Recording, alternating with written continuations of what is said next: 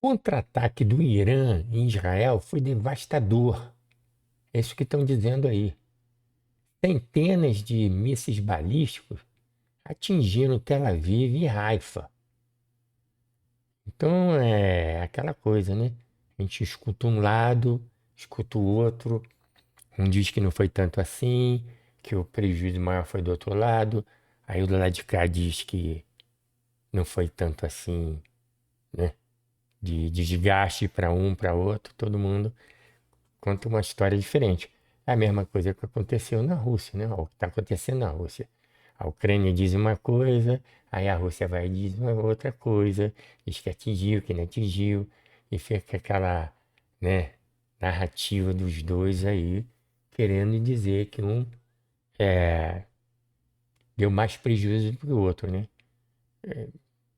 Então essa coisa não dá para a gente entender direito o que é a verdade. A gente não está lá, não está vendo, mas eu peguei aqui um outro canal que diz, né, um outro vídeo que diz uma coisa que não é que todo mundo está dizendo não, né?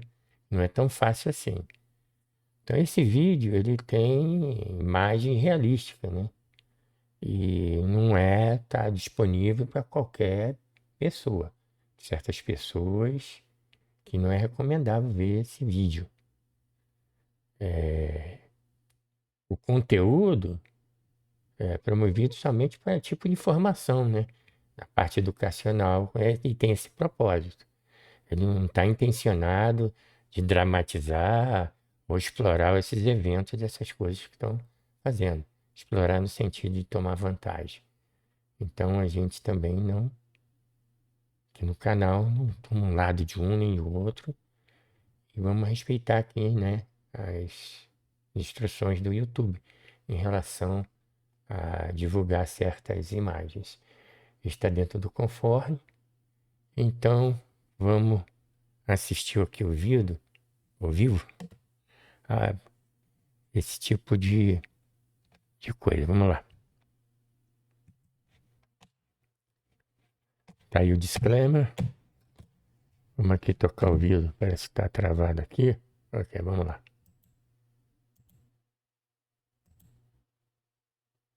Ok, travou. Ok, vamos lá.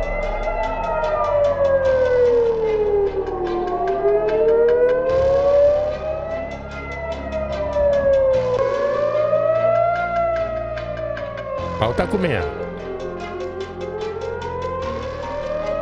Parece que Israel foi bem atingido mesmo.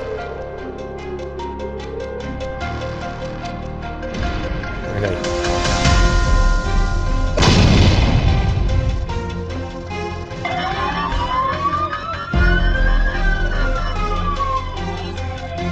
Earlier, Iran launched the most significant wave of military attacks ever directed directly at Israeli territory in less than 2 hours. More than 200 projectiles consisting of ballistic missiles and armed drones hit various strategic points inside Israel.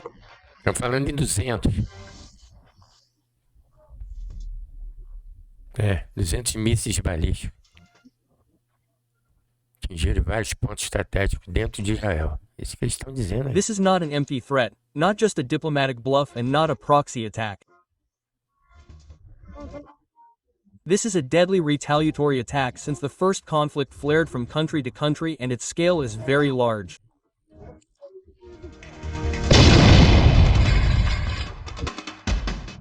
The attack began at exactly 2240 local time. Warning sirens sounded in Tel Avive, Haifa, Ramat Gan to Ashdod. The Israeli radar system recorded the launch of more than 120 ballistic missiles and about 70 combat drones from Iranian territory in the direction of the Caspian Sea. All were launched almost simultaneously. Not randomly, but in a coordinated formation. Within minutes, flashes of interceptor missiles filled the sky. Defense systems such as Iron Dome, David's Sling, and Arrow 3 were immediately activated. However, the wave of attacks was too big. Some missiles escaped and reached their targets. Estão dizendo que alguns Haifa atingiram. experienced a large explosion in the port area when one of the missiles hit a fuel storage tank. At Ramat David Air Base, 3 explosions caused serious damage to hangars and logistics lines. Even in Tel Avive, 2 missiles managed to penetrate and cause structural damage to residential areas.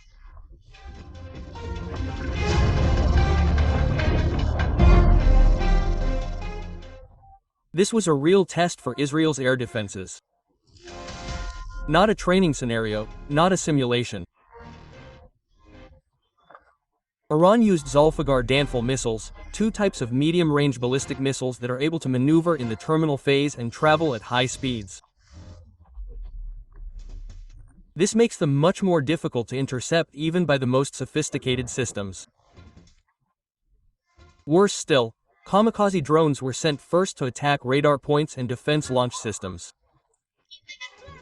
Several Iron Dome batteries were reportedly disabled temporarily, providing an opening for subsequent missiles to penetrate. Então, isso aí é uma coisa que está rolando aqui, dá um break aqui no vídeo. E estão dizendo que esse sistema aí, né, da cortina de ferro, que são os domes da proteção de Israel, ela foi um pouco enganada, porque eles lançaram também vários drones. Então, o que aconteceu? Aconteceu que o sistema ficou meio confuso, dizer, pô, a gente elimina primeiro os drones ou vão eliminar os mísseis, então eles devem ter um sistema para controlar isso. Mas não tem jeito, se lançaram mais de 200, alguns deles vai escapar do sistema e vai acabar atingindo mesmo a cidade, né? E o estrago foi muito maior do que o pessoal está dizendo aí na mídia aqui ocidental. Esse canal, inclusive, é uma mídia da Indonésia, né? Então vamos ver o que eles têm a dizer mais aí. Aí, ó, canal da Indonésia. Vamos ver o que eles... This was a real test for Israel's air defenses. Not a training scenario, not a simulation. Em outras palavras, Iran used negócio é a Zulfiqar vera. Danful missiles, 2 types of medium-range ballistic missiles that are able to maneuver in the terminal phase and travel at high speeds. This makes them much more difficult to intercept even by the most sophisticated systems. É o que eu disse. Worse still, kamikaze drones were sent first to attack radar points and defense launch systems. Several Iron Dome batteries were reportedly disabled temporarily, providing an opening for subsequent missiles to penetrate. Several military analysts say this is the first time since Iron Dome became operational that Israel's defense system has been forced to selectively choose targets because the volume of threats is too great to handle all at once. Possível, né? Possível.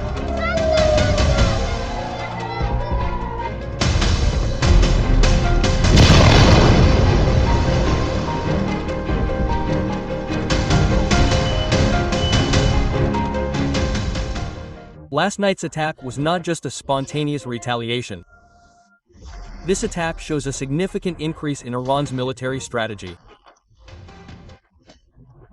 Some analysts say what Iran did this time reflects a pattern of gradual but planned escalation. The targets targeted are not just symbolic, but vital points that can paralyze Israel's military and logistics operations.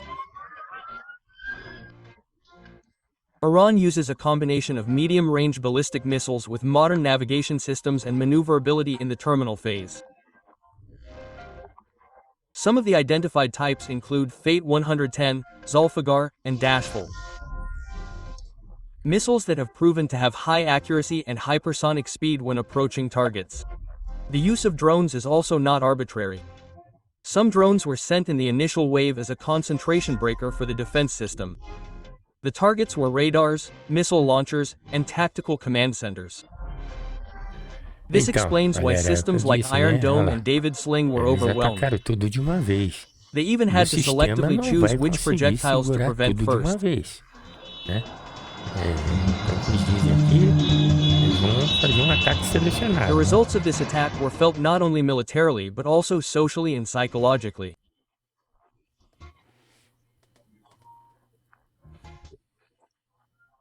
Several military facilities were seriously damaged, including the Ramat David Air Base, which is known to be one of the key points of Israeli air operations.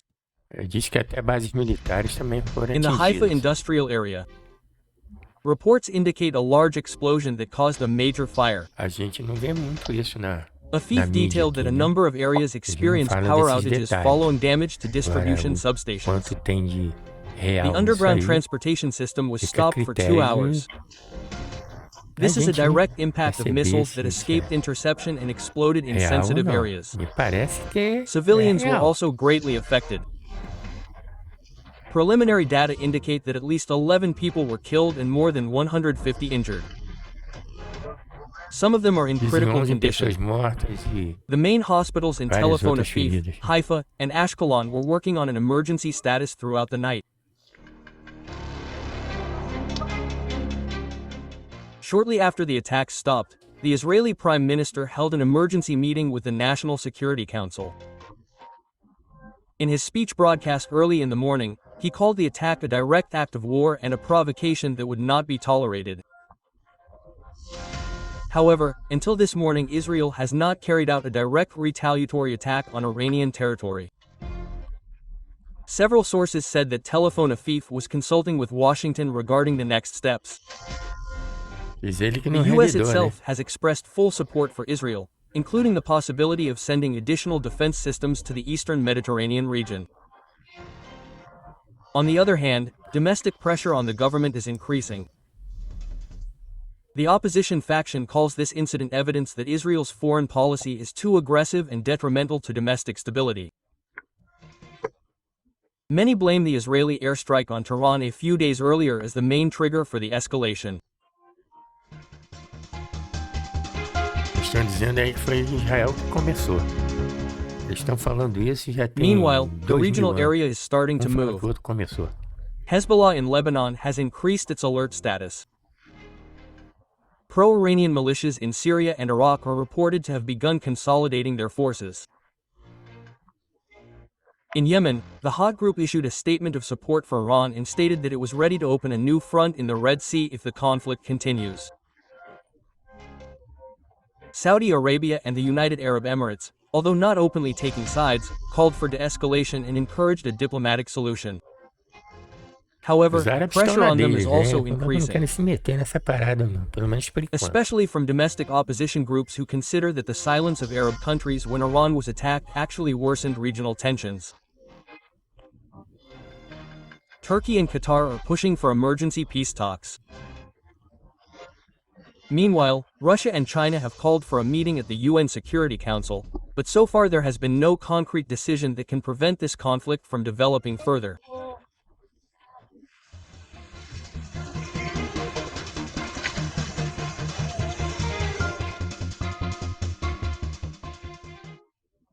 The attack on June 15 to 16, 2025, not just a military incident.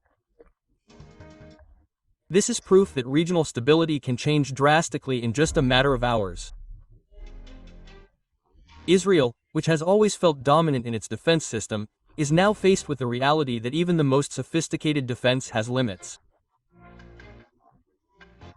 And Iran, which has always moved in the shadow of its proxies, has now shown that it is ready to enter the arena openly despite all the risks.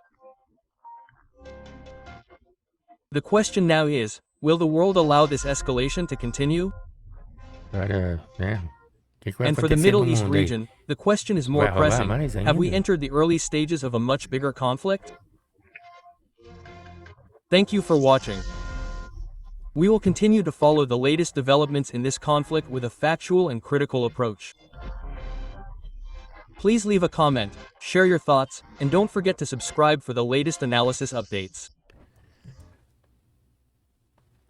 Então, galera, a questão é essa aí mesmo, entendeu? Ó, o pau tá comendo, um conta uma história, outro contra outro, um que diz que causou danos de tantos, outros dizem outros números, e a gente vai acreditar em quem? Então a gente fica aqui acompanhando, né, essa história. Agora, que o negócio tá ficando feio, tá ficando feio. Disseram que o Irã não ia retaliar com tanta força, e eu acho que não foi bem assim, não. Entendeu? Pensa bem. Eles têm muitos mísseis. Tem mais de 2.000. Lançaram o que? 200 agora. Então essa coisa pode ficar ruim também para Israel, né? Então, o que vocês acham? Isso aí vai terminar, vai para a ONU, vão botar um pano quente nisso, né? Vai ser discutido num barzinho, como diz o Lula, né? Uma mesa de bar para negociar e tomar uma cervejinha. Não, não vai rolar. Lá o buraco é mais embaixo. E, então, não é essa palhaçada que é essas narrativas do Brasil. E por outro lado, a gente vê, né? Esse apoio que está tendo todo aí da esquerda, né? Salve os palestinos, salvem fulano e ciclano, e não cuidam mesmo nem da sua própria, do seu próprio umbigo no Brasil. E querem estar se metendo lá na guerra dos outros, né? Dando palpite, dizendo que vai resolver, que vai protestar, que vai fazer isso, fazer aquilo. Não vai fazer nada, rapaz. Não vai ter condição de fazer nada. Precisam ficar quietinho e cuidar do seu próprio umbigo. Enquanto isso, a gente vai acompanhando, porque é importante saber o que está rolando no mundo, porque a gente, de uma maneira ou outra, né, vai ser afetado. É preço de gasolina, é preço de alimento, entendeu? Muita coisa pode acontecer. Então vamos ficar de olho e a gente fica aqui esperando que vocês comentem aí embaixo, faz o 3C, né? Compartilhe, curte e aperta o sininho também, né? Aí dá uma força aí pro canal. A gente manter vocês ao par de tudo, né? A par do que está acontecendo e vendo a visão de um lado e de outro. Não só vendo o que o Ocidente está falando, a narrativa, e também com a narrativa do Oriente, do pessoal que mora por lá. E a gente tira as nossas próprias conclusões. Até a próxima.